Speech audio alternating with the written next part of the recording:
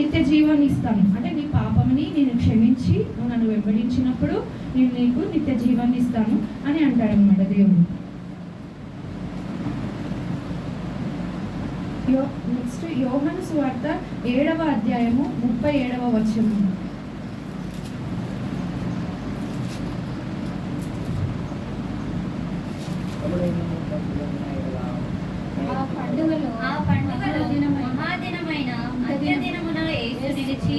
ఎవడైనను తప్పికొనిన ఎడల నా ఎద్దకు వచ్చి తప్పి తీర్చుకొనవలెను.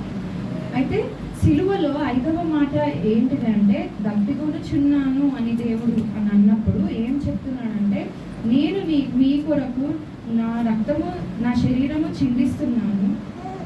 మీరు అయితే సిలువ వేయబడక ముందు రాత్రి శిశువులతో దేవుడు ఏం చేస్తాడు, రొట్టె విరుస్తాడు కదా, రొట్టెను ద్రాక్ష రసమును జ్ఞాపకం చేసుకుని ఇది నా శరీరము ఇది నా రక్తము అని మీరు జ్ఞాపకం చేసుకొని పాపంలోని ఒప్పుకొని విడిచిపెట్టి నాకు విధేయులై ఉండి నన్ను వెంబడించినప్పుడు నేను మీకు నిత్య జీవాన్ని ఇస్తాను, మీకు దాహం అనేది ఉండదు అని చెప్తా ఉంటాడు అన్నమాట. అయితే ఈ ముఖ్యంగా ఈ 5వ మాట ఏంటి అంటే దేవుడు ఏం చెప్తున్నాడు అంటే నన్ను వెంబడించండి, నేను మీకు ఫ్రీగా ఇస్తున్నా. సాల్వేషన్ అంటారు. సాల్వేషన్ అంటే ఏంటంటే రక్షణని నేను మీకు ఫ్రీగా ఇస్తున్నాను. మీరు నాకు తిరిగి ఏమి ఇవ్వాల్సిన అవసరం లేదు. కేవలం మీరు మీ హృదయం మాత్రమే నాకు ఇవ్వండి అని అంటున్నాడు దేవుడు ఇక్కడ. నెక్స్ట్ యెషయా గ్రంథము 44వ అధ్యాయము 3వ వచనం.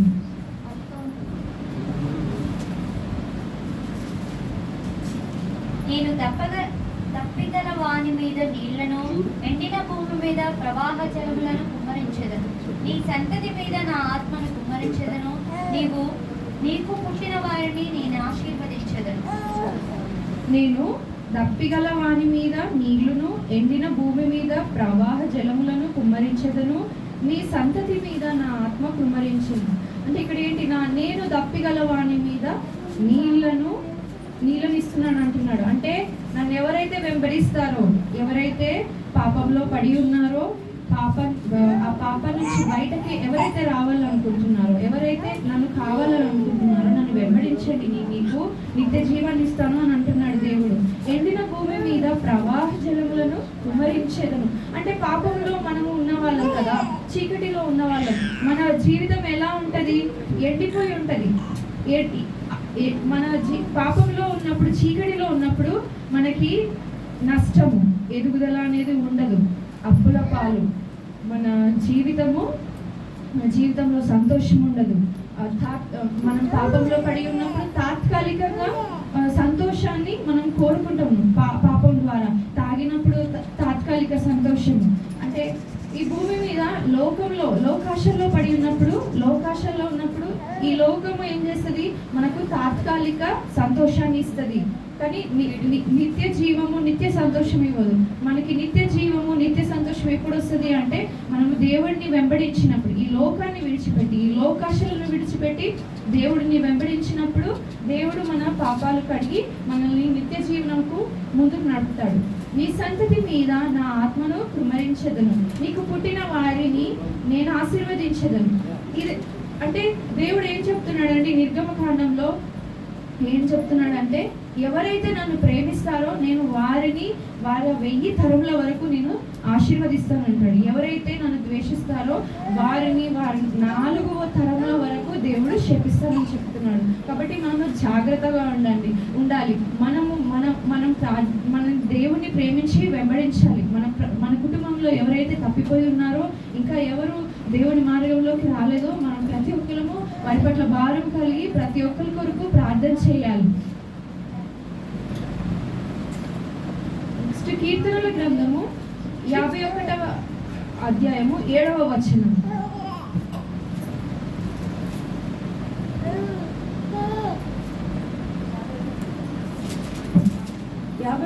అధ్యాయము 7వ వచనం. నేను పవిత్రుడన్నట్లు హిస్సోపుతో నా పాపము పరిహరింపుము, హిమము కంటేనో నేను తెల్లగా ఉన్నట్లు నీవు నన్ను కడుగుము. అయితే ఇది దావీదు కుమారుడు దేవుడితో అంటున్నాడు అనమాట. నిన్న నిన్న మనము ధ్యానించుకున్నాం కదండి.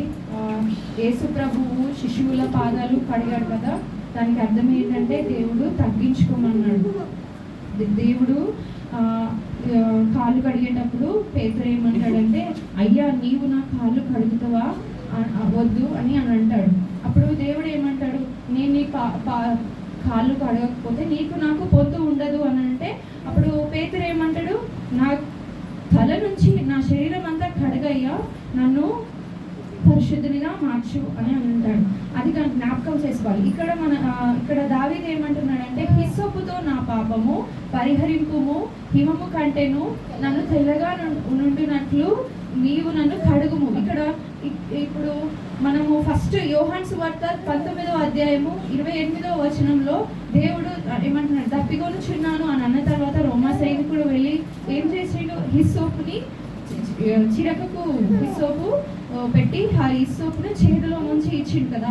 ఇక్కడ అదే అంటున్నాడు దావీదు కూడా, నీవు నన్ను హిస్సోపుతో నా పాపమును పరిహరింపుము, హిమము కంటే నన్ను తెల్లగా కడుగును. హిస్సోపు ఇప్పుడు పాత నిబంధన గ్రంథంలో హిస్సోపు అనేది చాలాసార్లు దేవుడి ప్రవక్తలు హిస్సోపుని వాడతారనమాట. హిస్సోపుని దేని కొరకు వాడతారంటే కడగడానికి, పాపము నుంచి కడగడానికి. నెక్స్ట్ నిర్గమకాండము 12వ అధ్యాయము 22వ వచనం.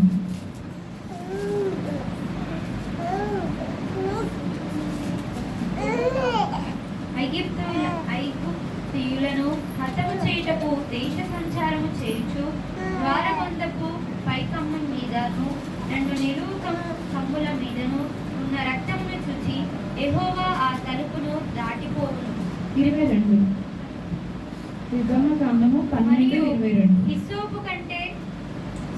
హిస్సోపు కుంచె తీసుకొని పళ్ళెములో ఉన్న రక్తములో దాని ముంచి ద్వారబంధపు పైకమ్మికిని 2 నిలువు కమ్ములకును పళ్ళెములోని రక్తమును తాకింపవలెను. తర్వాత మీలోనెవరును ఉదయం వరకు తన ఇంటి ద్వారము నుండి బయలు వెళ్ళకూడదు. అయితే ఇక్కడ ఏంటంటే మోషేకు దేవుని ఆత్మ,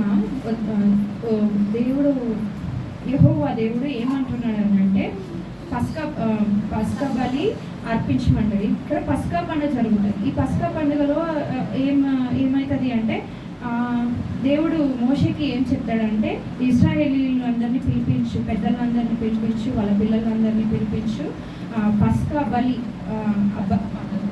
బలి గొర్రెపిల్లని వధించి ఏం చేయమంటాడంటే, ఆ రక్తాన్ని ఇశ్రాయేలీలు ఉండే ప్రతి ఒక్క గుమ్మానికి ఆ రక్తంలో హిస్సోపు కొమ్మని ముంచి 2 సార్లు ఇలా చల్లమంటాడు అనమాట.